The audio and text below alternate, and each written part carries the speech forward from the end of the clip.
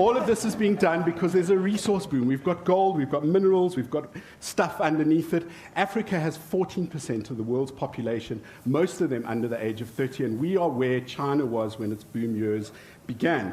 I think that the gold of today is mobile. People like to call Africa a mobile-first continent, but I'm telling you that Africa is a mobile-only continent. And what we see in Africa is the purest form of innovation out of necessity. We're not talking about Angry Birds, we're talking about things that people do to make their lives better. So all of this just shows the incredible innovation that people in Africa have come up with. I don't believe that the gold is under the ground, I believe that we are the gold. And this is not that catchy phrase, innovation at the edge. This is innovation over the edge.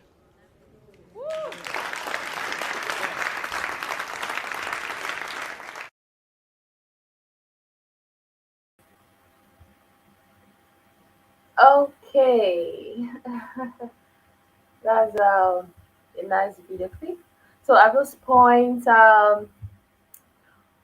you're all welcome to the second episode of the African Business Month Conference. My name is Bechi Immaculata. I am the Chief Product Officer for United States of Africa. I'm from Nigeria. And with me is my co-host,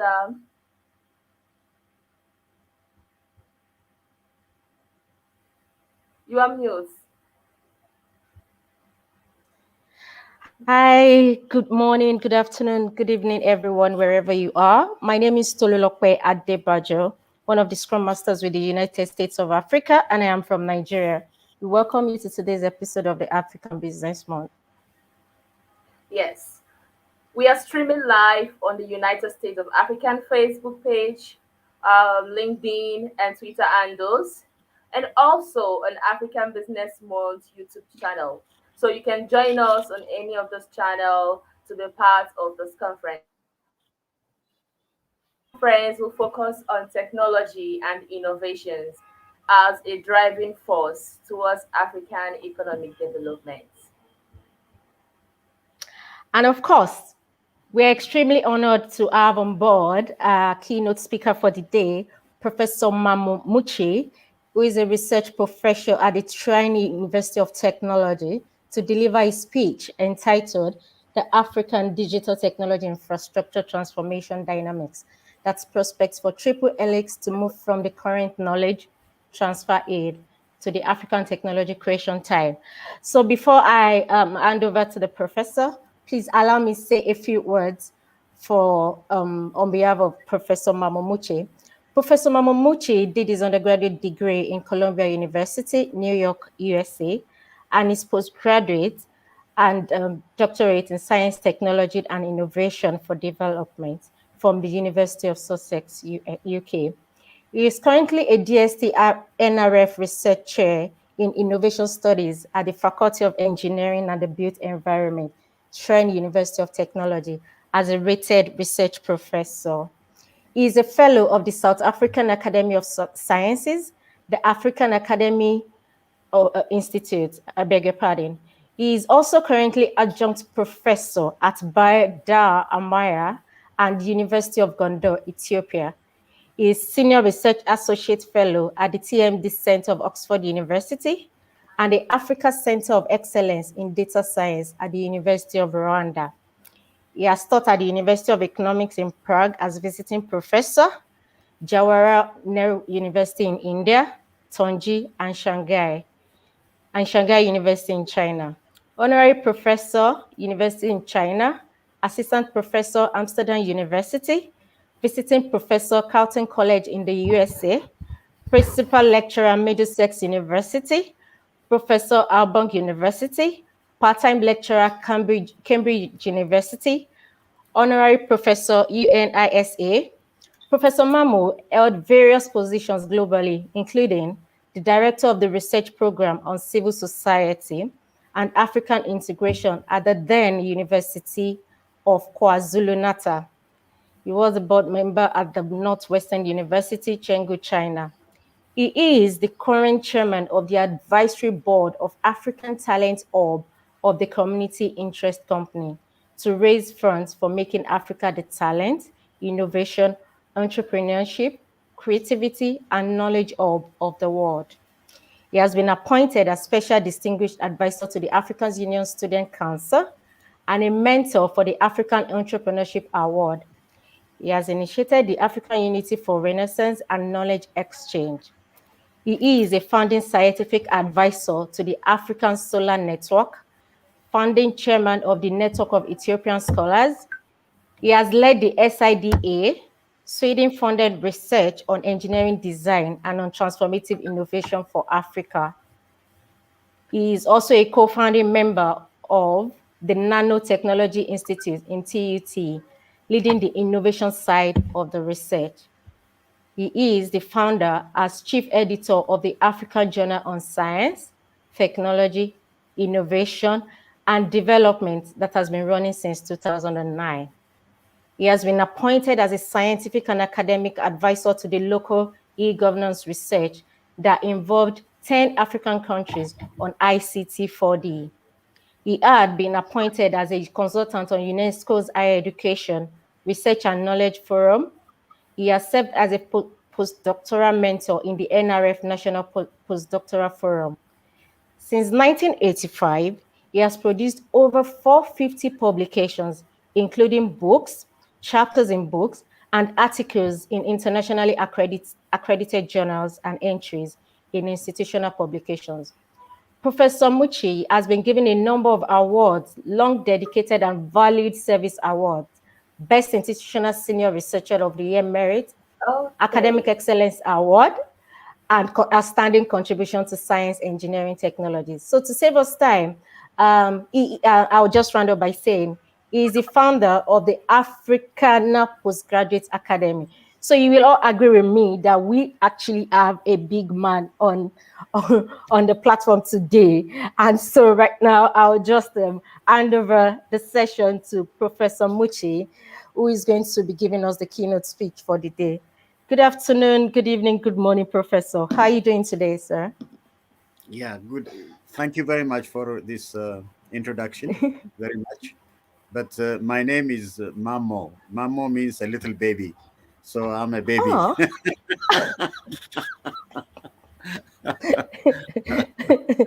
You're welcome on the show, sir. So yeah, you're right. I think it's an excellent program. I must really appreciate our brother also, Daniel, for motivating all of us. I think bringing us together. This is an excellent project. It's very productive. And I've been participating with him. And all of you are fascinating what you're all contributing.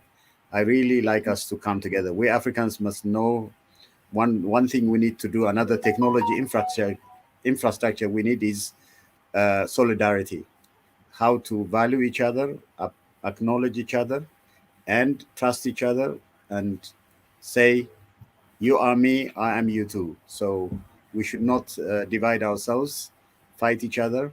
No, conflict. No, always come together. Even if we disagree, we must know how to learn to re-agree and move on together to make sure that rich Africa that we have can now become technology innovation Africa, and then all our people, none of them should be begging, starving, and nobody should be shelterless. Everyone should be in a very decent life. I think that possibility exists. The continent is so rich. The richest continent in this planet is Africa. What don't we have? We have everything.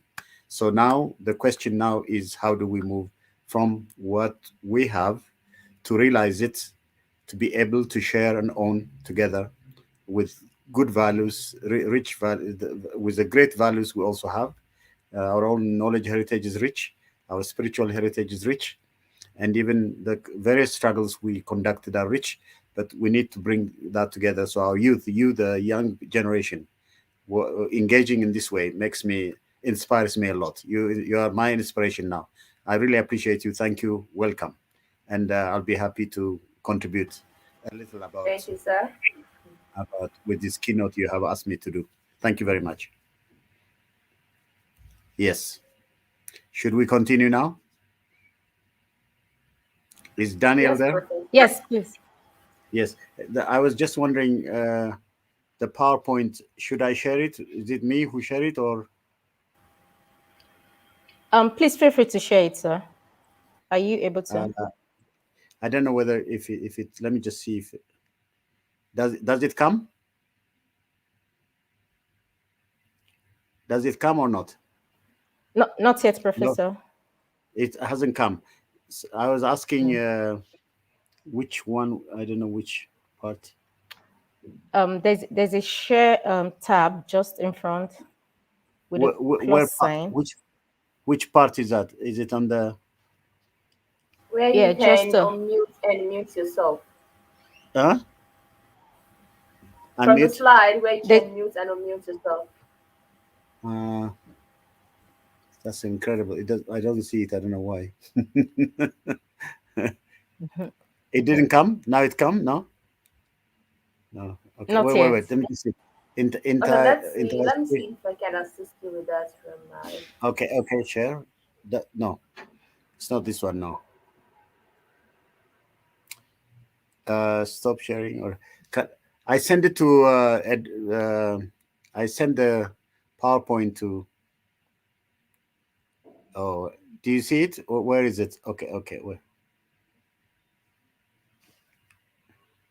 Where could it be? This is my PowerPoint here. Okay, but it's not coming. No.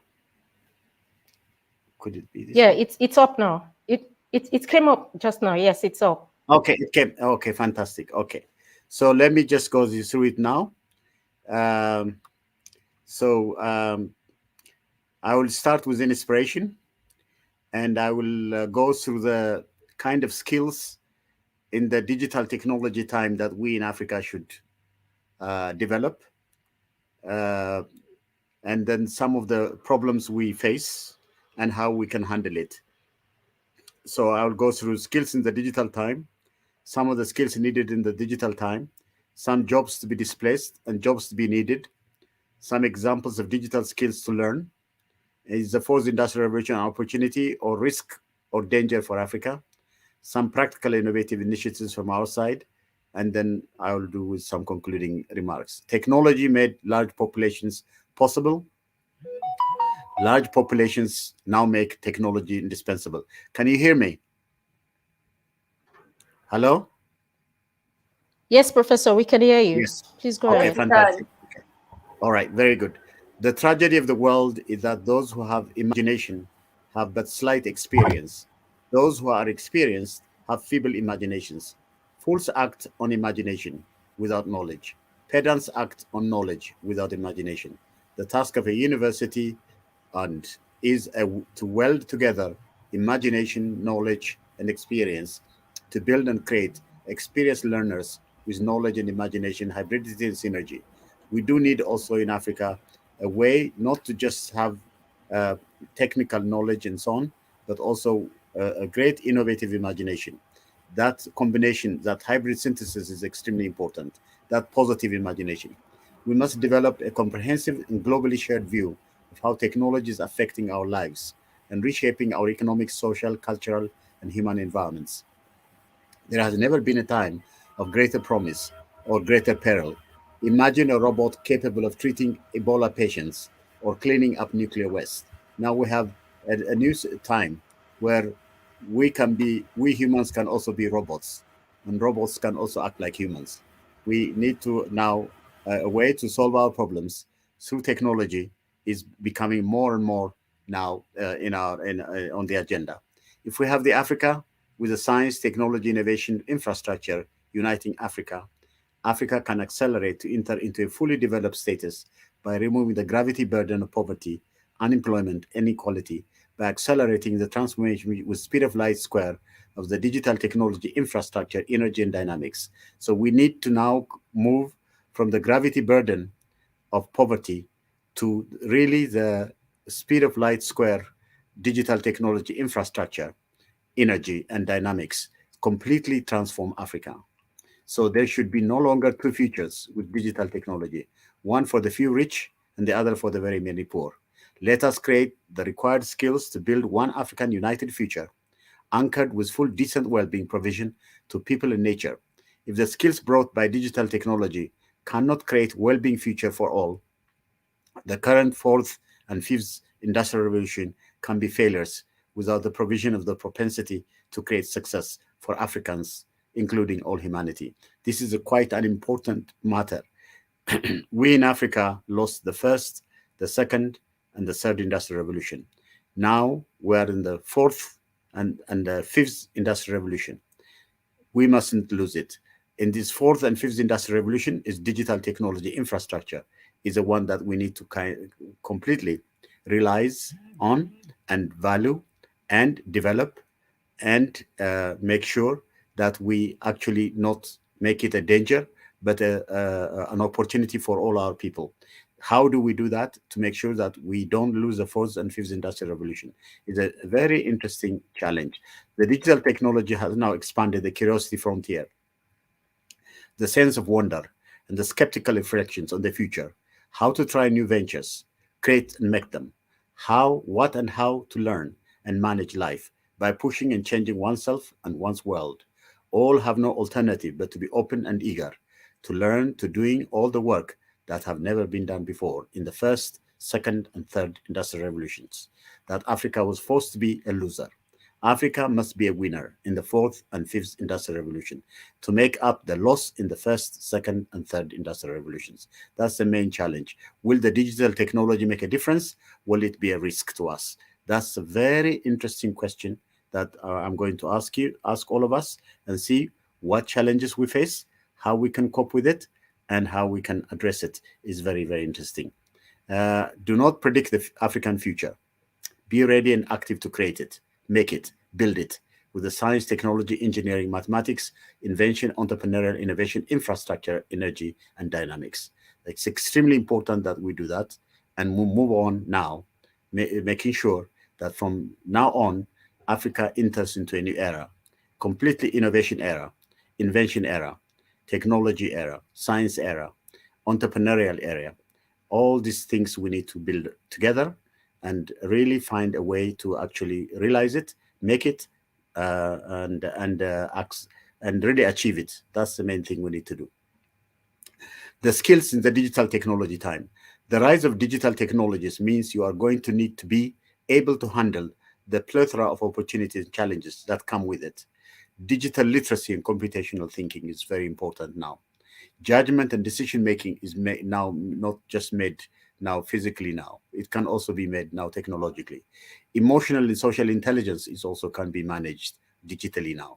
Creative and innovative mindsets can be also created now. So analytical thinking and innovation can be also developed. Active learning and listening strategies, continuous learning. Learning with digital technology is everywhere. Now you can see everyone has mobile phone, many things like that. You'll not believe they say that Kenya, they say the Kenyan people use more mobile phone than Americans, they say. I mean, we have come to a situation where Africa is actually in this age, in this technology time, we have entered very, very well. And the interesting question is, even if you don't know how to read and write, you can still use mobile phone, M-Pesa, many things like that. So active learning and listening strategies with digital technology, complex problem solving, critical thinking and analysis, creativity, originality and initiatives, leadership and social influence, technology use, monitoring control, technology design and programming, all these characteristics, all these skills in the digital time, these various skills, amazing variety of skills on the creativity side, on the critical thinking side, analytical side, leadership side, and the way you use technology and monitor and control it, the way you design and program it, all this is changing now. Africa must create jobs, not face digital displacement. The World Economic Forum estimated that by 2025, 85 million jobs may be displaced by a shift in the division of labor between humans and machines. Critical thinking, problem solving top the list of skills. Skills in self-management needed. Active learning, resilience, stress, tolerance, and flexibility. All these things are changing, they say. By rural-urban Africa will change also. Digital urban dwellers will grow. By 2030, the UN projected that 4.9 billion people will be urban dwellers. And by 2050, the world's urban population will have increased by 72%. The shortage of human workforce in a number of rapidly aging economies will drive the need for automation and productivity enhancement. The youth must become change makers, game changers in the current digital explosive technology time. Internet of Things is now defining our time as the age of machines to machines for interhuman interactions. So we are in this age now. The jobs lost must be replaced with the jobs created. What are some of the jobs that will be lost? Travel agents will be lost. Taxi drivers will be lost. Store cashiers will be lost. Fast food cookers will be lost. Administrative legal jobs will be lost. Lawyers, we don't need them. Human HR resources roles, tradespeople. All right? Digital jobs can multiply what jobs are needed. Now, software developers, software quality assurance analysts, testers will come. Registered nurses, general operational managers, financial managers, medical and health service managers, nurse practitioners, market research analysts and market specialists, management analysts. All this will be multiplied also in this with digital technology. From child to the retired, continuous digital skills to learn much needed. Artificial intelligence, all of us must learn. No need to work in the artificial intelligence field to expect to encounter artificial intelligence in your workplace. The coding, the cloud computing, the blockchain, the design, the critical thinking, the emotional intelligence, the communication, and all these things we need to develop them. Job loss, job no loss, and new jobs. You have job loss with this new digital technology. No job no loss also exists, but new jobs can also be created. Handle with the digital or not digital, jobs must continue. Whether you handle it with digitally or not digitally, we need to know it. For example, whatever happens, registered nurses will exist no matter what, or medical professionals. Data analysts will always be there. Plumbers, electricians will be there. Dentists and dental hygienists will be there. Software developers will be there. Cybersecurity experts will be there. Alternative energy, renewable energy installers and technicians will be there. Mental health professionals will be there. They will not go. Reskilling with digital technology infra, but even more jobs. All right, so 97 million may emerge that are more adapted to the new division of labor between humans, machines, and algorithms. Greater adoption of technology will mean in-demand skills across jobs change over the coming years, and skills gaps will continue to be high. For those workers who stay in their roles, the share of core skills that will change by 2020 is 40%, and 50% of all employees will need reskilling up to 4%. This is what the United Nations figure I found there. So, the fourth industrial revolution. The fourth industrial revolution is characterized by the fusion of the digital, biological, and physical worlds, as well as the growing utilization of new technologies such as artificial intelligence, cloud computing, robotics, 3D printing, the Internet of Things, advanced wireless technologies, among others, has ushered in a new era of economic disruption with uncertain socio-economic consequences of the world economy. We are in a very interesting time. With all these new technologies, new things are happening. How to apply digital technology. Time to use social and environmentally secure digital technology to solve social and environmental problems. Use digital technology to create a new validation criteria. Not only commerce, market, and economics, but a holistic inclusion of all the variables. The health variable, the education variable, the social solidarity and nature safety variables have to be added in the digital achievement. In other words, the outcome, the output, the impact must not just be profit-making, individual success. No, it must be health success, education success, social solidarity, nature safety. All these have to be included. The seed of solution to any problem is in the problem. Cure for any disease is in its origin. We had the first to the second industrial revolution, 200 years. From the second to the third industrial, 50 years. The third to the fourth, 30 years. The fourth and fifth industrial revolution now we're being told that we have moved from the fourth industrial revolution to the fifth industrial revolution. Some of my friends don't even want to use the industrial revolution fourth or something. They want to use it differently, which they want to define it with the digital technology change. But now some people are saying the fifth industrial revolution. Some even are saying the sixth industrial revolution might come. So quadruple helix required, meaning what I mean is a triple helix, quadruple helix I mentioned to you. All of the actors, the government side, the university side, the community side, the industry side, they must work together. The stakeholders must collaborate. They must have a living lab approach and new sustainable development part. In Africa, we need this very, very seriously. So the current digital tech can change the way people live, work, and interact with one another. Applying and aligning the digital technologies to create well-being for people and nature is much needed to innovate now. COVID-19 has accelerated exponentially the use of digital technology too. Now, with COVID-19, I'm now teaching a course called Technology Venture Creation, and all I do is digitally. You'll not believe it. All the course we do, all the evaluation, all the rubric, many things we do is fascinating. The assignments, very things like that, and we do it digitally, but more actively.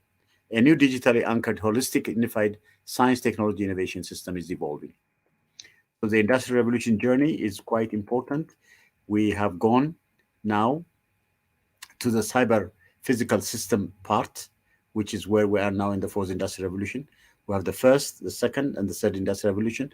Now we're in the fourth industrial revolution. And you can see that's how it's going. Mechanical production was the first one, mass production enabled by, division of labor, and electricity was the first. The third one was IT. And now we have cyber physical systems, Internet of Things, artificial intelligence, big data. This is where we are now. Now, even the fifth industrial revolution is also on a board. So you can see that the fourth is, you can see in the fourth is computers, automation, all right, digital procurement. And the fourth is automated physical systems, smart cities, Internet of Things, robotics, blockchain. And the fifth one, industrial robots, no direct interaction, mechanical replication. In other words, when we do the fifth one, we become more mechanical, more digital, more Internet of Things, more machine-to-machine interaction is what is going to happen more than human-machine interaction. So machines acting like humans and humans acting like machines. Time for Africa to join the transformational technology era, computational systems, networks and sensors, artificial intelligence, robotics, biotechnology, synthetic biology, bioinformatics, 3D printing, blockchain, human-machine interface, biomedical engineering, and regenerative medicine, more computing power, speed, sensing, communication, conversation with machines, and new interhuman relations and tolerance. It's a new time, completely new time is coming, machine-to-machine time, where humans act like machines, machines act like humans. Human characteristics captured by machines, all right? Machine characteristics also captured by humans. A very interesting time. So the evolution of technology to the digital stage. It's claimed that over 50,000 years back, technology evolved. 18th century, first industrial revolution with steam power. Second industrial revolution was electricity. Third was ICT. Now the fourth industrial revolution, the digital nano quantum computing, is creating the digital cyber world that it is upon all of us. Will Africa use this technology or fail to digital gangsters? As we now have failed in our political, social, and economic systems with corruption and very strange characters misusing Africa, both external characters, internal characters, align with each other and not really helping the people and Africa. Are we also under the risk with this digital technology? They will use cyber malware, cyber warfare to actually also create dangers to us. This is a serious issue. It's not a joke. It's serious. We need to handle it very systematically by creating regulations that make it extremely impossible to detect it, to address it, and solve it so that they never use it against Africa. Time to revision, rethink, redesign, re-engineer, reinvent a new digitally skilled development marathon race pathway in the fourth and fifth industrial revolution for Africa to make it, so that we definitely not lose in this fifth and fourth industrial revolution, that we develop the right technology infrastructure that will make it possible for Africa to make it and to achieve real development that will make it possible that Africa as a whole will not be a loser, but will be a gainer. So now, making Africa the winner, not a loser in the fourth and fifth stages of the Industrial Revolution. As fourth industry is powered by a whole range of exponential technology with potential to change our world as we know it. Dawn of disruptive technological revolution, changing almost every part of our lives, impacting all disciplines, economics, industry, jobs, relationships, and entire regions. Even challenge our ideas of what it means to be human. So the fifth is pervasive nanotechnology application will also happen in the fifth one. Now, how to address challenges? They say 2 billion or half of all current jobs are projected to disappear by 2030 due to automation. To continue to progress at the current pace, by 2030, half of all the youth Over 800 million young people will not have basic secondary education level skills needed to keep up in a new economy. It's clear that globalization, advance in technology, changing employment threaten to leave many behind. This is what I found in the Financing Global Education in the United Nations 216 report. Now, prevent the youth job loss by applying innovative education paradigm shift. Innovatively to solve problems must be included in the education system. How to create innovative graduates that can create jobs when robots take away their jobs. Both education and innovation have to be reconceptualized and reorganized and re-engineered to address the robotized automative globalization challenge. How to do them? We need education for innovation and innovation for education more than at any other time now in Africa. So, making the youth apply digital technology, focus on real life problems, engage in multi stakeholder education, reality, context specific innovative education, education to create and not seek jobs, cognitive flexibility we need. In other words, you need to be flexible with this digital time, innovative and search for the unity of knowledge, not just rely on disciplines, but transdisciplinary. You need a hybrid synthesis, a hybrid imagination, where you add knowledge with imagination. Learners must know what to do before they graduate. So the digital technology is global. The digital 200 report shows that over half of the world's population is now online. 4 billion people are online. World's internet users pass 4 billion mark. The data in 2000 shows nearly a quarter of a billion new users are said to have come online for the first time in 2017. The number of Internet of Things devices estimated to reach 30 billion by this year. The global market value projected to reach 7.1 trillion. So Internet of Things enterprises are expected to grow exponentially. So that's a very interesting time. So the case from Africa, can digital technology bring inter-African wide social solidarity value integration? Not only the African innovation revolution, but social integration to be achieved. We need an African digital what I call it, technology infrastructure innovation revolution. The African innovation revolution in this digital fourth and could rockstar Africans to unite as one human family. The African Innovation Revolution, digital technology can be done to help young Africans forge a sense of social solidarity and cohesion. That could lead continental integration enabled by a conducive socio-economic and infrastructure environment. It's much easier to unite Africa digitally than to unite it as we have been now divided in 54 states. And look what's happening in many different countries. They are still fighting in Nigeria, in Ethiopia, everywhere, in DRC Congo, all the conflicts, coup d'etats, wars, everything is still continuing in Africa, unfortunately. Now, with this digital time and digital technology, is it possible to bring us together, to do interesting things together with by more creatively, innovatively? Can we enter into an innovative culture and move away from all these divisive ethnic, language, religion differences and valuing these differences and fighting each other, which is very wrong? And others using this, external actors also using in order to take advantage, to create illicit financial flows, to take huge amount of resources from us. More resources flow out of Africa than coming in. 6 times more resources every year flow out of Africa. Over nearly some friend of mine from Patrick Bond is his name. He says over 70 billion every year goes out of Africa. What comes in? Africa donates to the rest of the world, not the other way. The French, France takes something like from the 14 African countries, it takes over 65% of the reserves of this country's wealth is in France. French banks, when the countries want to take their own money, they pay interest. Can you imagine? We're in a very divided situation. Now, is there any chance we use this digital technology to actually subvert it? Because we can also do our banking and all our resources, our challenges. We could create, digital currency. Many things we could do in to advance our economy very, very seriously. So something like that we need to do. So the youth are critically important. While exponential technology driving the force behind the fourth industrial, it should be the African people who must determine the direction it can take. Full utilization of the African demographic dividend, the youth demography. African youth development is cardinal, placing premium on resilience and employability. Incorruptible leadership capability our youth must create. You require rethinking the entire education system so that the education system brings you up with quality leadership with moral intelligence, emotional intelligence, intellectual intelligence. That's more education system for Africa rather than the African education system. We need something like that. We also need to learn, draw lessons from African knowledge heritage to apply digital technology, the African innovation revolution, by never forgetting to value the rich African scientific contributions.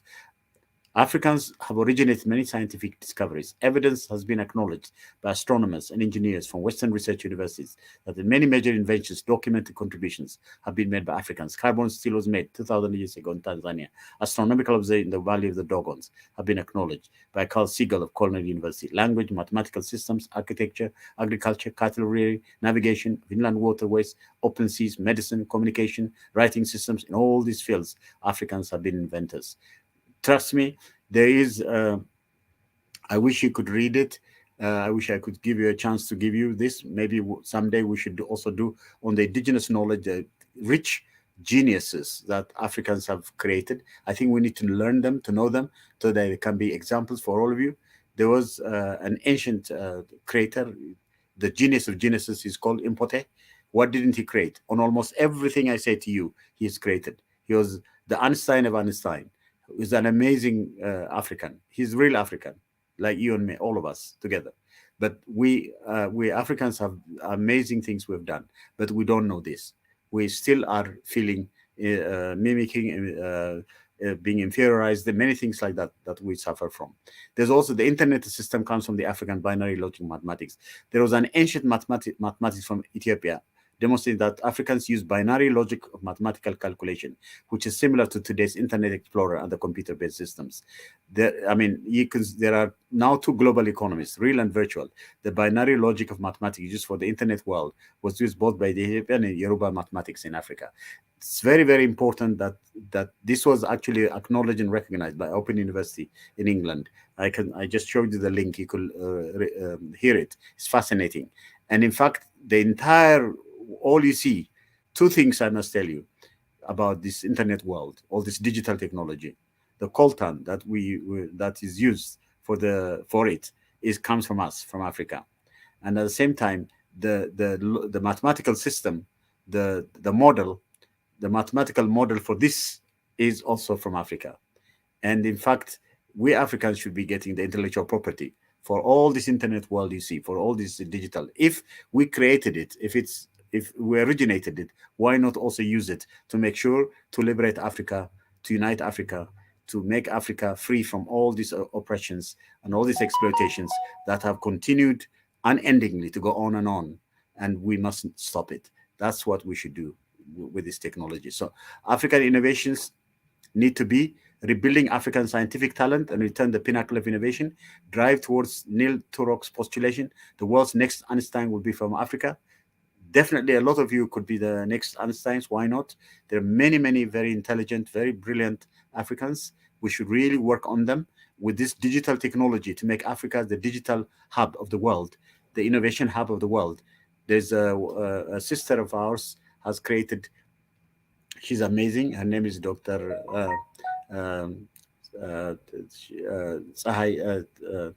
She's Baleta. She's amazing. She created the Kilimanjaro Innovation Hub, meaning innovation hub with this digital technology across. I hope one day we'll invite her also. We can discuss. Africa has to reach fully sustainable development level in the industrial revolution time now, without the fourth industrial revolution time now. We must not lose this technology as we have lost it in the first, second, and third. We need to invest in fixing the knowledge and innovation pipeline, revive the indigenous knowledge heritage by putting into practice, putting Africa first, make the African innovation system. The next Einstein Forum initiative, the African Institute of Mathematical Sciences, innovative products setting the pace. We had also very interesting innovators. Abdigan was created a blockchain-enabled lending platform in Kenya. Somalia's Abdigan. Nigeria's Peter Najer with nanotechnology-enabled improved renewable energy, hydrogen-based eye sensor that detects lactose intolerance. What didn't South Africa's Venner Coates non-invasive measures of health for malaria detection? Our Africans, see, Africa in technology innovation, Africa becoming a player in the digital revolution. Google Africa launched Accelerator Africa program launched in Lagos, resulting in 12 startups from 6 countries. Is promising. Kudi founder I'm just telling you, probably in Nigeria, allows people to send money, pay bills online via multiple channels, web messaging, mobile apps and networks. Swiftwave Africa, founded again by in South Africa. They are doing many interesting things by South Africa's crippling droughts, which have an impact on livestock mentality. Is an independent technology platform for the livestock sector. And then founded again, Okra Books, founded by Jude and Nigeria. This platform serves as a marketplace that allows African users to get their work published quickly. The same app can be used to distribute and sell products. So the Baker founded again Uganda. This is health tech company using mobile technology to ensure a better experience for mothers during pregnancy, delivery, and postnatality. And then Thrive Egypt, founded by Nigeria, again connects farmers to buyers through crowdfunding initiatives. So digital technology is the African problem solver. We must make it work integrated, context specific, project based, problem based solution provider. Unity of knowledge using digital technology, boundaryless exchange, applying digital technology in traditional indigenous knowledge too. If we need to do all these things, we can apply digital technology to upgrade agriculture, manufacturing services. Look, from this side, from agriculture, we can move on to much more in the manufacturing and other sides. We can do the transformation through inclusive, indigenous knowledge, bottom-up, people-centered social capital development that we can do very nicely. And we can also, the knowledge system we could add, our local traditional experiential knowledge must also be, and then we can also include grassroots, broad-based, low-hanging fruits innovation also. And then we can integrate knowledge innovation with digital technology too. We can rethink the unified and holistic innovation system with digital technology applications. We can, previous model is like old model is linear, but we make it co-evolution and integrated in the new one, and we can do that very systematically. And then we can make an integrated innovation system all of Africa entirely, the technology, the space, the sector, the innovation, the firm, all of them, the politics, the knowledge, the technology, the economics, everything can be integrated. And then we can apply technology infrastructure to build the skill anchored innovation system also. Very interesting. The social, the spatial, natural, the human and natural, the human and social, the agriculture, food, the governance systems with Ubuntu, alternative energy, manufacture services, institutions. We can all combine them, unify them, holisticize them, and then we can do it with knowledge, learning, innovation, competence building systems. Some practical innovation initiative from our side. I have been working on an advanced course on creativity, innovation, entrepreneurship, like startup, venture startup for the course. Students must do venture startups, African Youth Union Youth for Change, African Talent Hub, African Entrepreneurship Awards, Africa 2007 Forum for Youth Employment, the Africa Innovation Week. We have been working on many interesting projects to make sure that, and then we have also now the Kilimanjaro Innovation Week, and then we now are creating also the African Entrepreneurship University digitally. We're creating it we're working also with the African with some African Commission people. They are also involved in it. When it's done, I'll send it to you. The website is being developed, and when this happens, you'll see. And they have made me a board member there, so we can also work on it very systematically. So digital technology for education, innovation, and innovative education. Education has to be innovative. Innovation has to be education. Problem solution, not multiplication for Africa. The youth must engage to solve problems and not add them. To make Africa win in the fourth industrial revolution, there's a need to be smart, green, educational, innovative by solving problems and not using the current exponential technology to create them. Do, achieve, and succeed to make all the youth to be innovators, to unite with social solidarity to create full employment. So apply digital technology in every life sphere active, apply on raw materials, minerals, agriculture, in all people, nature, well-being, and health creation spheres, digital tech for irrigation infrastructure, for sustaining and building resources, water and minerals, for generating electricity and renewable energies, applying digital information, bio, nano, cogno technology applications for improved food and nutrition, health and energy, apply digital technology to excavate and harness vast community knowledge and turn them to create the digitally related and integrated indigenous knowledge to avoid job loss and to create job gain. So digital technology to apply, poverty eradication completely in Africa, removing unemployment, inequality, poverty and nature damage, climate change mitigation, no military application. We don't need military application. We need to come out into one human family. We must act like that. We don't need soldiers. We don't need all these things.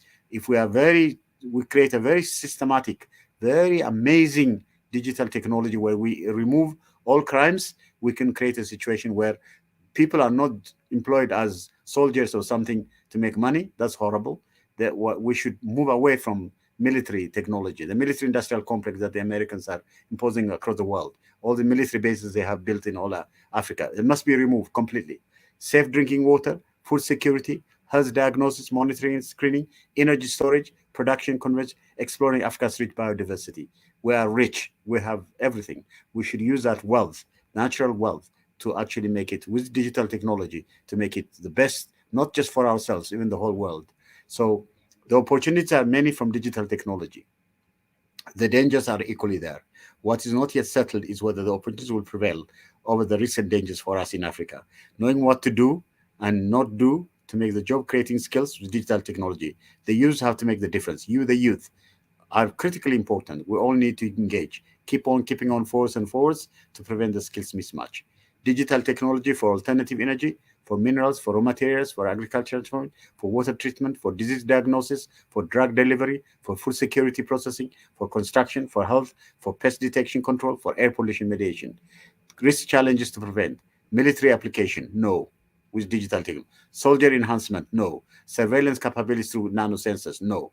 Chemical weapons, no. Erosion of civil liberties, no. Exasperating the primary export economy of the South, no.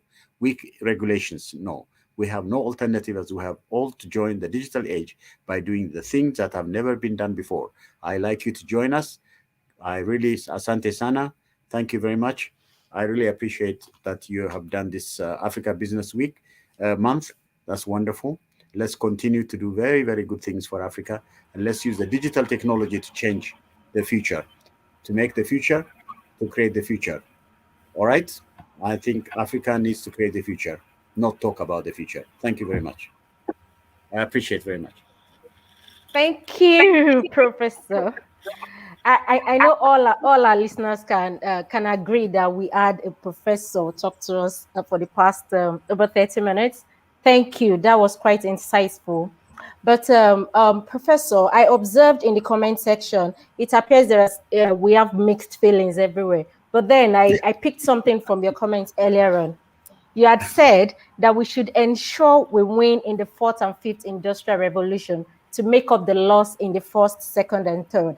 So can you help drive home the point in just few seconds? What do you think we as Africans can do? Just a summary. I need our listeners and those watching us to pick something from that information.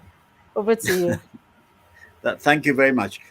We lost the first, the second, and third industrial revolutions because of colonialism, because we had external actors coming and controlling our resources and telling us we Africans are not capable to run our economies.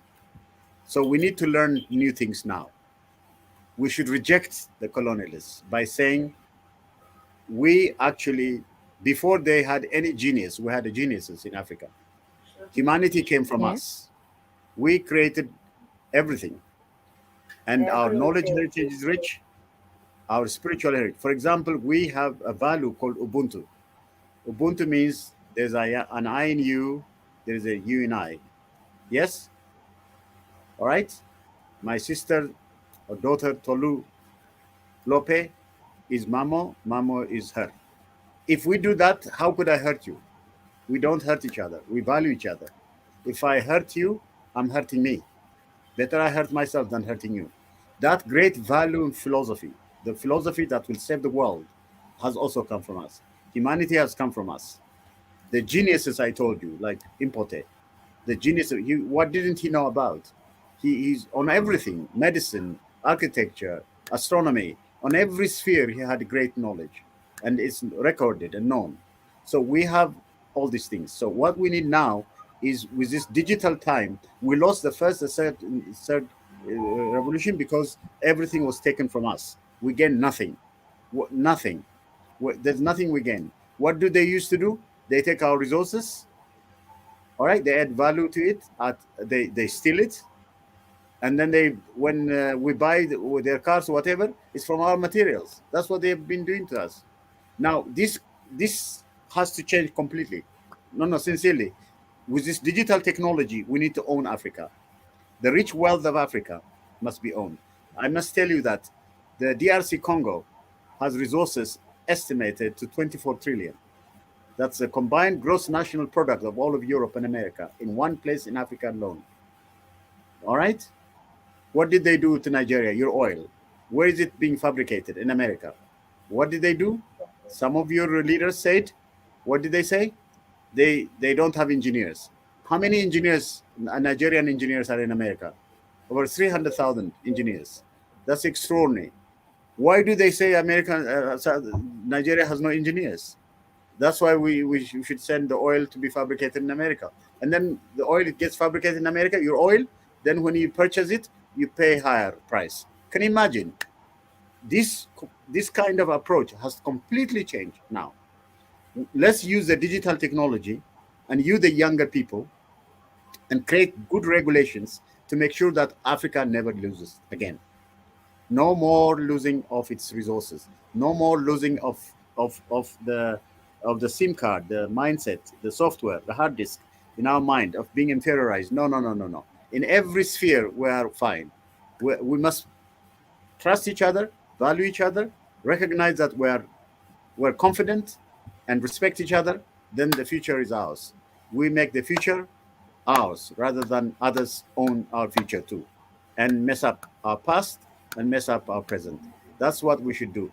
We need the politics has to change too. All the corruption, many things that people do, all these things, we need to create systems also. And we need to value also our own rehabilitative and restorative justice, our own systems that are very good. We should value it, build on it, and come up, agree, and learn how to agree, not fight. Something like that we need. We don't need weapons. What we need is real possibilities for people to come together, to live together very decently and collectively nicely. That's what my suggestion is. Thank you. Thank you very much, Professor. Dear African brothers and sisters, dear comrades, I'm sure you've heard what the professor said to us. We need to trust each other, value each other, respect each other, and the future will be ours. Thank you very much for being a part of this session, Professor Mammo. That's a baby. Thank you. Okay, you told me the minute, few minutes ago. Thank you. We Thank really you, Professor. appreciate you joining this session. And Thank we you so much. hope next time we extend our invites, you would be willing to share your thoughts again. Thank you so much. Thank you. Thank you. No, you're We hope lovely. to You're see very you nice. next time. She wants to say something. Our sister, Thank you. you want to say something? My Okay. No, sister, I was adding to what Tolu Ima- said that we hope to have you next time in our shows.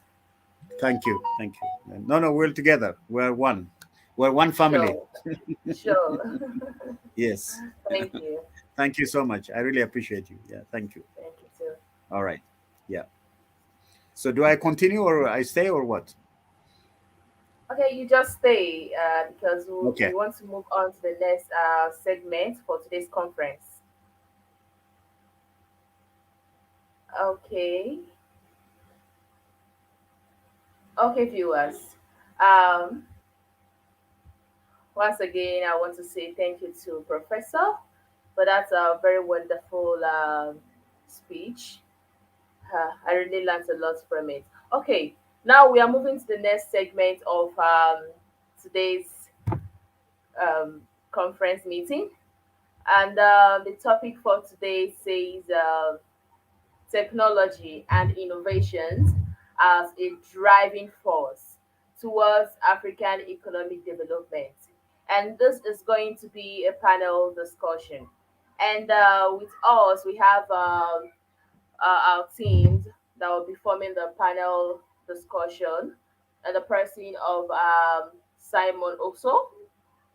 Simon also is a product owner from Nigeria and is a product owner in United States of African Forum from Nigerian. We also have Shedrack Adamu. Shedrack Adamu is from Nigerian. Shedrack Adamu works in back end team as a back end team player United States of African Forum. We also have Fadosa Ade. Fadosa Ade is also working with a back end team in United States of Africa, and she is from Kenya. Uh, so, okay. We have Fado in the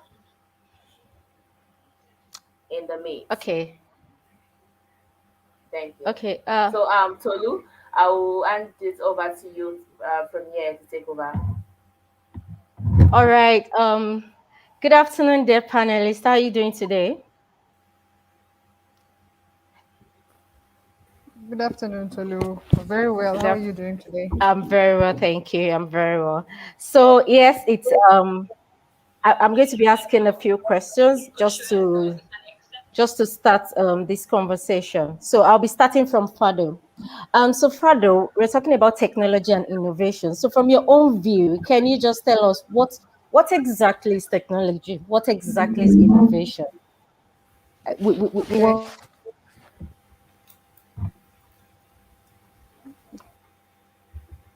Father, just carry on. I think she's having a network connection. Carry on. What do you understand by technology in your own view? Can you unmute yourself, Father? Okay. Unmute So, yourself. Okay. in my own view, I feel like technology is anything that advances us or makes us to move forward in a digital kind of perspective or in a digital kind of way. And innovation comes hand in hand with technology as it is. So I think that is my pure and simple definition of the both. Is Tolu on the call? Okay. Thank you, Fado. I think Tolu is having a network connection. So, at Simon, do you have a different view from what Fado just said, or you still want to say something related to that? What was your own thoughts or view of technology and innovation in your own knowledge? Thank you. First of all, I think in your introduction, I'm from Kenya, not Nigeria. Oh, sorry about that. Sorry. Probably want to import you to Nigerian. No problem. I've been there. It is a wonderful place, and Sure. you need to think about it. Technology is, to me, it's the way you improve the way you do your processes to make easier in having results and having efficiency. So the way you are able, depending on which industry you are, the way you are able to improve the processes and efficiency of any product you are working in or any industry you are in, it's the use of technology. So the better the technology, the better the results.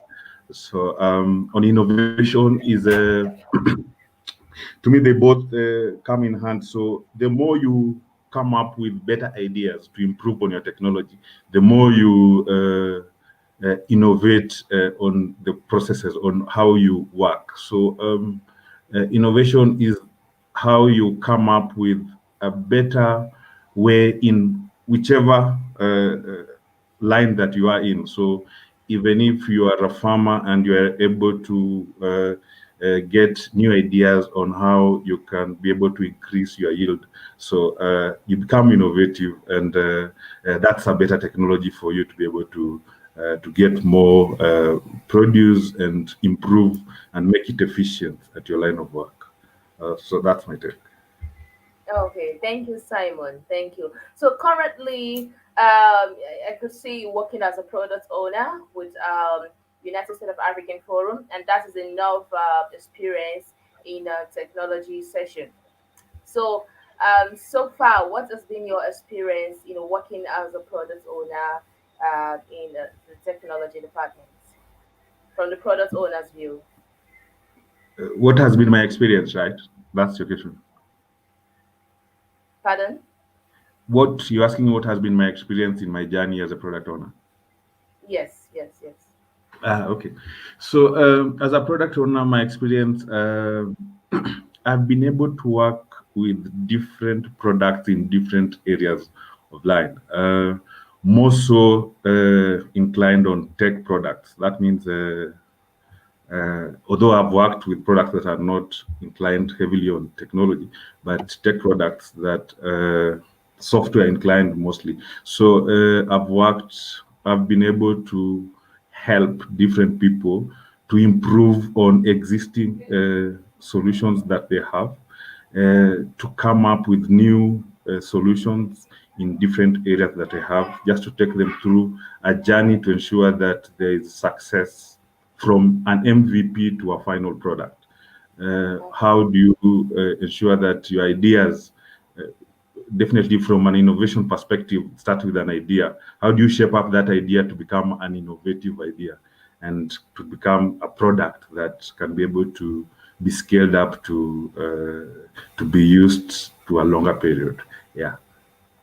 Okay. Thank you so much, Simon. From your role, all I could get from it is, as Africans, for us to be part of technology and innovation system, it's not just only when uh, you know how to press the computer, or be maybe probably a back end developer, or any part of the developers. So you can also be in part of critical thinking, Yeah. writing, owning a product.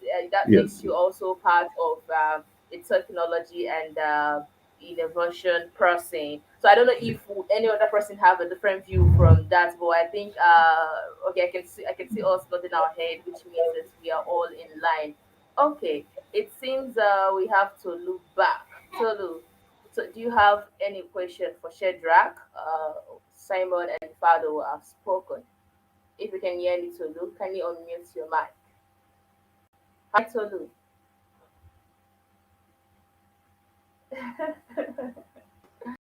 Hello. Sincere apologies. I'm Okay, so having a terrible day with my do network you have today. any question for Shedrack? We stopped at Shedrack. Fado and Simon have spoken.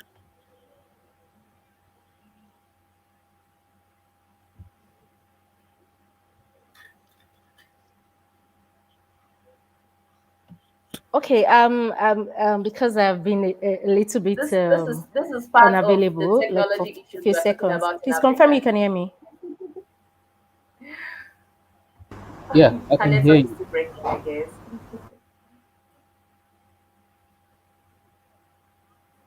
Hi, Tolu. Hello. Okay.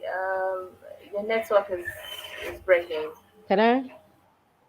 Hi. Okay, I think we can hear you. Okay, let's carry on, please.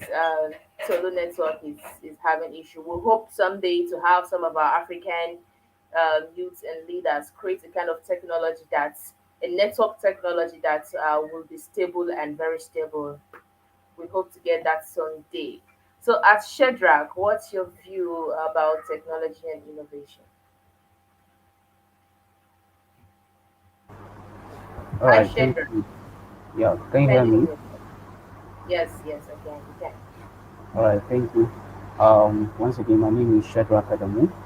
Um, all right, my own view concerning technology is that technology is all about transforming knowledge into practical application, or it can also mean transforming concepts, ideas, imaginations into real life, um, um, real life objects. Okay. Whereas innovation is creating new ideas. So innovation can mean using the ideas of technology to bring about something new. Innovation can be bringing into existence a new idea, or it can also mean to improve a process. So that's my little contribution about technology and innovation. Okay, Shedrack, thank you very much for that wonderful contribution. Thank you for that. So, I don't know who Can would you hear me want to now? go first. Okay, yeah, so we can hear you.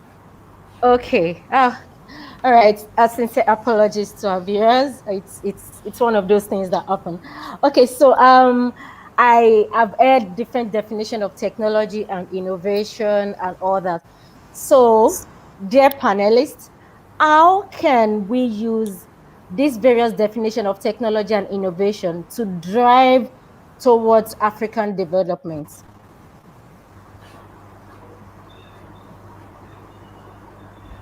Hello? Anyone can go first, Hello? please. Okay, I think Simon should go first. So you have given me a definition of technology and innovation. How can we use those two to drive force towards African economic development? Over to you, Simon. Yeah. Um, Technology is a very good tool for Africa to drive its economy. My thinking is, I like what Professor said when he said that innovation should be educative and education should be innovative. So, first of all, if at all our institution of higher learning should be able to produce innovators that are able to come out from those institutions and ready to go to the market with um, products, technology that is ready for use, then the drive for our economy, I think, will be at a different level. An example in MIT, people that graduate ready that go out and are able to start with their products, and they really drive the economy of the world. Um, in areas in Africa, maybe unfortunately, people need to come out and help innovators that are not able to uh, get fund is a big problem. So people need to be supported. I heard Professor also talking about the Kilimanjaro hub. So we need to have a lot of hubs where these innovators from different areas can be able to walk in and be able to shape up the ideas that can help the areas where they come from, and they can still help Africa at large. So these are some of the ways that we can use innovation to drive innovation and technology to be able to help economy. So have target areas where community places where people from within communities can be able to come up with ideas because they understand the problems that they have within those particular regions. They can be able to come up with good innovative ideas that can be able to help drive economy. Our institutions should move from the old model of training maybe tech students to better innovative ways to be able to graduate or have graduates that are ready to come to the market with products and move the economy. That's my take. Okay, thank you very much, Simon. Thanks for your contribution. Shadrach, do you share the same thoughts, or or you have a different perspective from what Simon said? All right. He has a good perspective. I would like to add some things too. Um, One thing I want us to also get into this is that innovation is a mindset, and for us to move forward in technology and innovation, our people need to be given this mindset. Our people's mindset need to be developed towards, developing new ideas. Innovation and technology is not a thing of today. It has been in existence for years. Only that our people don't have that mindset, of bringing new ideas. We like, living in the status quo. So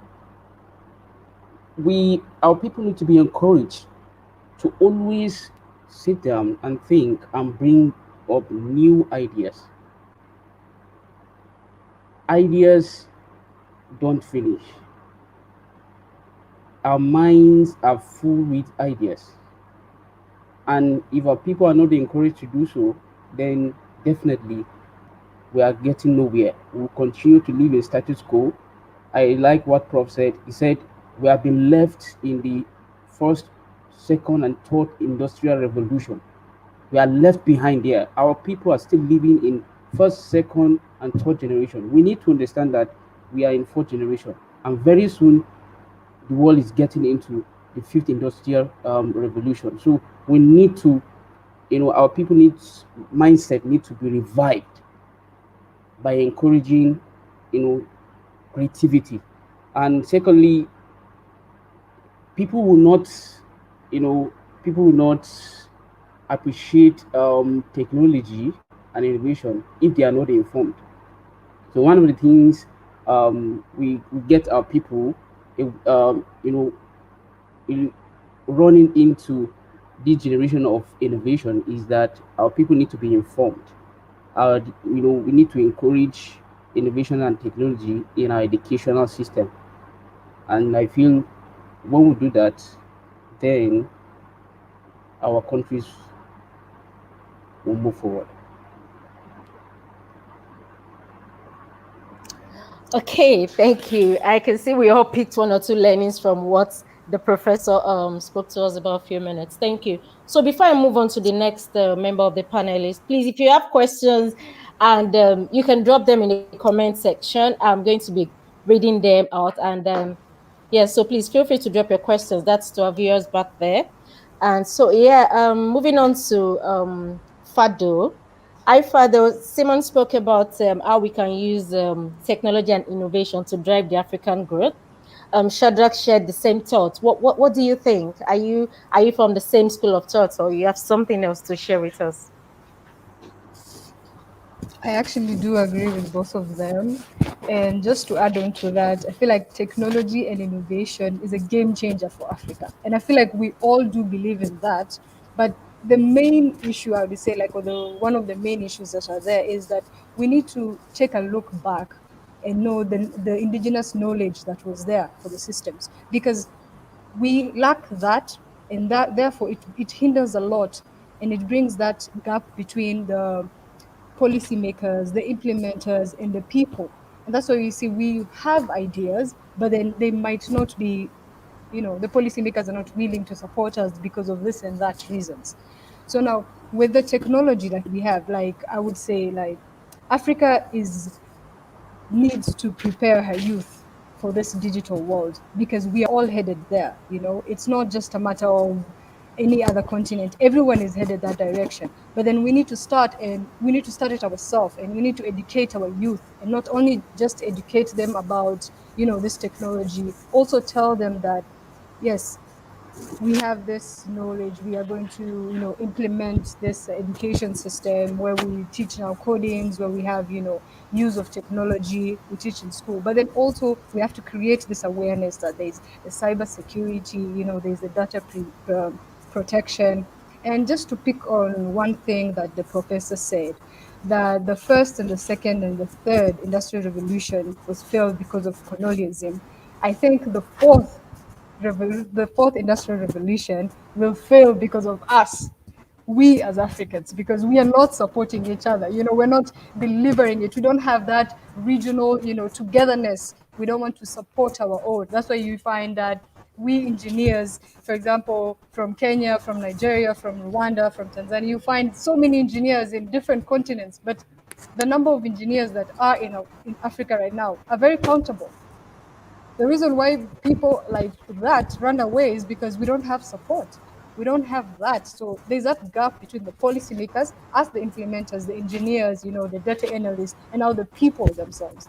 So yeah, and also apart from that, to add on to that, I think also when you think about digital infrastructure, like now if we have, optic fiber networks running around all areas, or we have, yeah, even in rural areas or remote areas where there is network, there's, accessible Wi-Fi, there's accessible electricity, in remote areas. So in, like, say, because not everybody can live in the urban areas, so the youth that are in the rural areas can access all this knowledge and all these skills.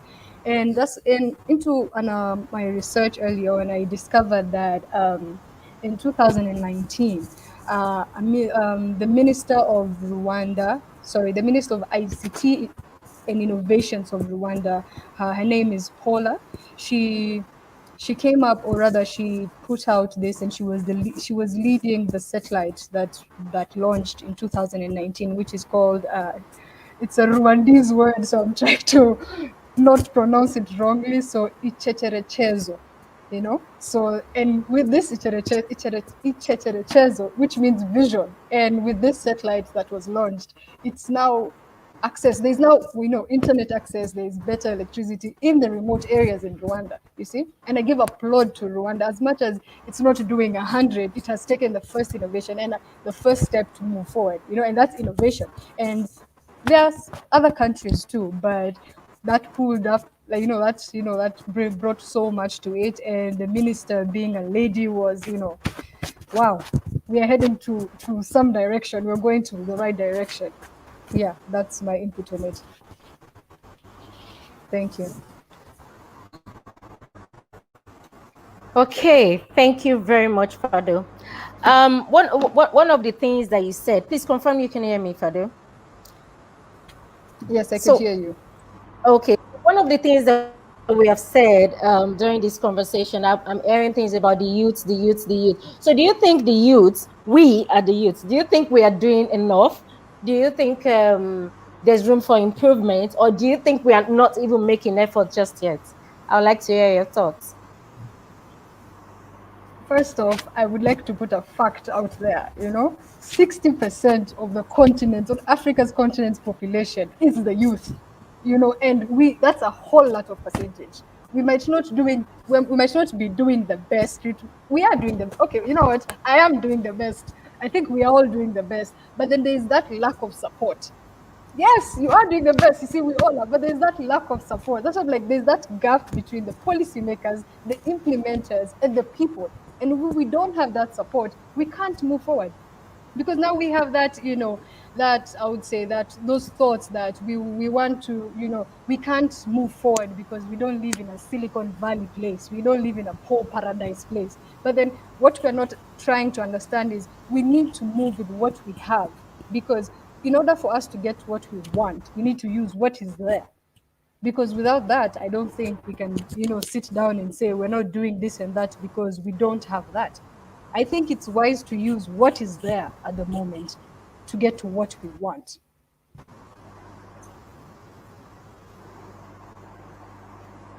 Hello? Yes, Tulu. Okay, all right. Thank you so much for your contribution, Fado.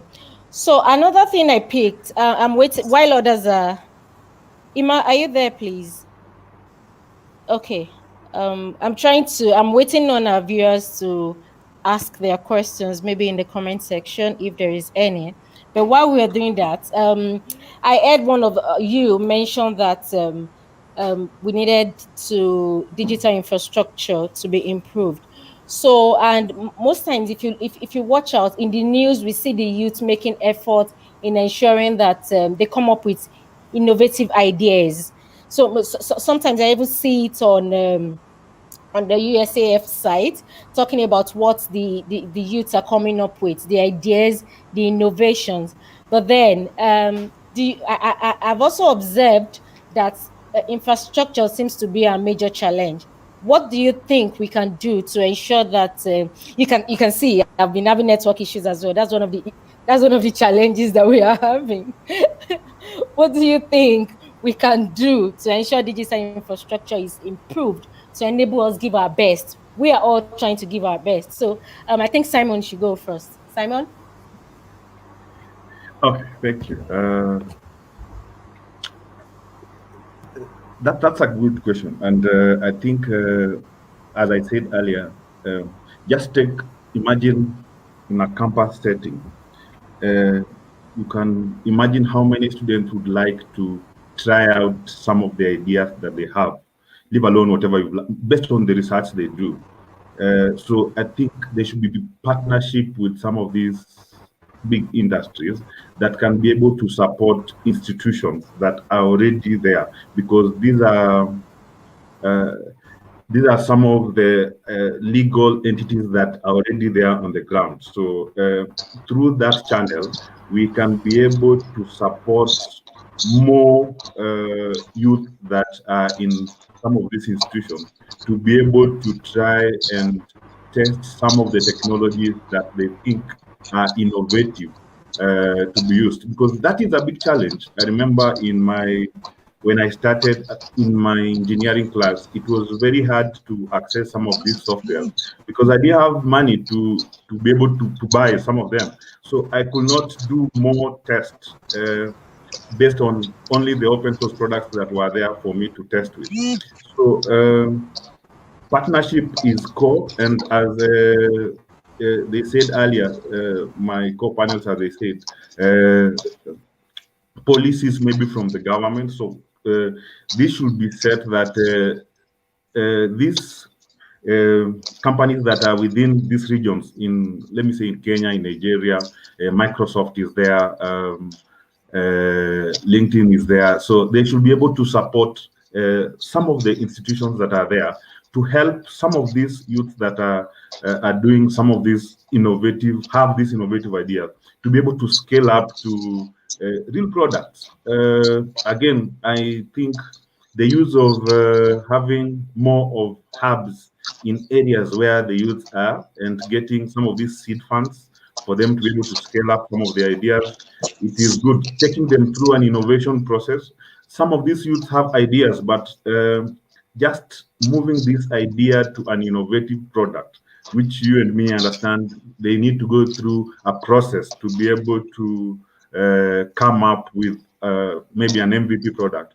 They don't know how to go through that. They don't know how do I maybe have a focus. How do I get a focus group where I can be able to test with and understand my idea? If actually this idea is really needed in my area, how do I get a team? So they need support. So if we have more hubs, if we have more some of these seed funds, I think they'll be able to come up with good products, and technology for sure will grow. Thank you. Okay, thank you so much, Simon. That was a good one. Thank you. So because we are actually running out of time, I don't know if I have final thoughts from any of the panelists before we round up this session. Final thoughts, Fadil, Shedrack. Any final thoughts from? If I could go first, just a quick one. I think that as much as we, the youth rather, in Africa, we have challenges and we have a lot of things that are holding us back and not supporting us to move forward. I feel like we shouldn't give up, and we shouldn't run away, go to another continent and decide to work there and completely forget about, your home country, because clearly there are people who are doing that. So I feel like you could go get the knowledge that you think you want to get or you think you deserve, then come back to your own country, come back to your motherland, if I may put it out there, and try to, build it, because change begins with us. If you don't want to build your hometown, or if you don't want to build your motherland, who else would you want to build? That's why we're having, all these problems that we're having. You find the Mzungus, or rather we say the Mzungus as white people, right? Coming to, colonize us, do all those things. But if we, join our hands together and decide, okay, we are here, we're ready, we want to go and learn outside, bring the knowledge and bring back the knowledge, and build our motherland. Because if you don't support yourself, no one is going to support you. That's a very important thing. So thank you so much. Thank you. That was insightful. Yeah, Simon, please go next. Okay, my final thought, I think, as Professor said, the Ubuntu. Let's make it an initiative, just even among us, to be able to support any other upcoming innovator that you come across, to be able to scale up the idea to an innovative product. It is true that as Fado has said, the Mzungu is not doing any magic. There are so many innovative products in Africa. I'll pick in Kenya, which was a more big case study. Even the Mzungu came to Kenya to do a case study on mobile money transfer. It's not magic. We can do it. So let's collaborate and do. I've seen so many beautiful, innovative products. I think we lack support. We can support within ourselves. We can push. We are the people to push. You said we are 60%. Let's do it. Thank you.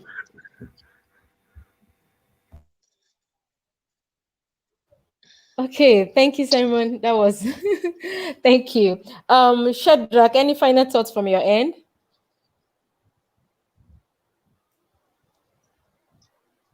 They've all said it all. So Okay.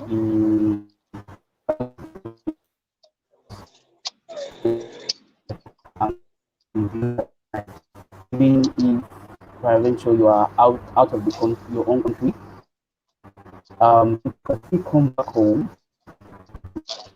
to build the motherland. So I think that is all. Let's just do the future.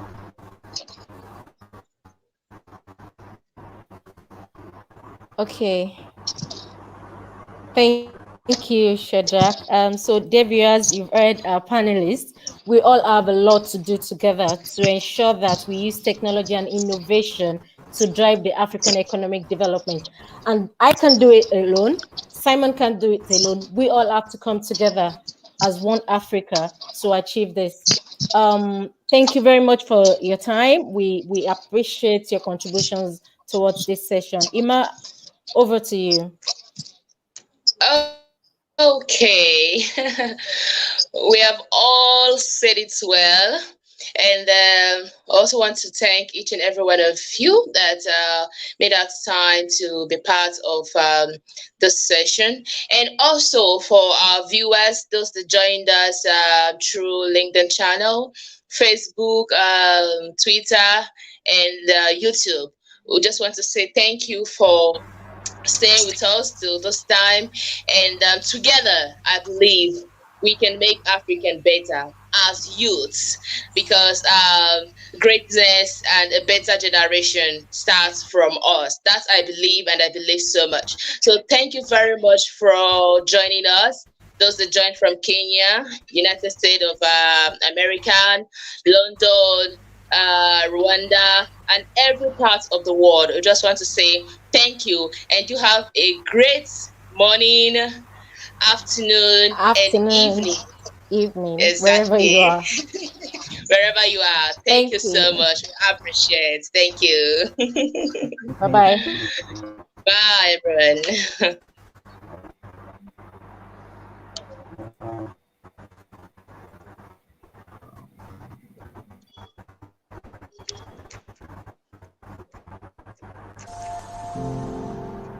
I think that Africa is at a point of opportunity.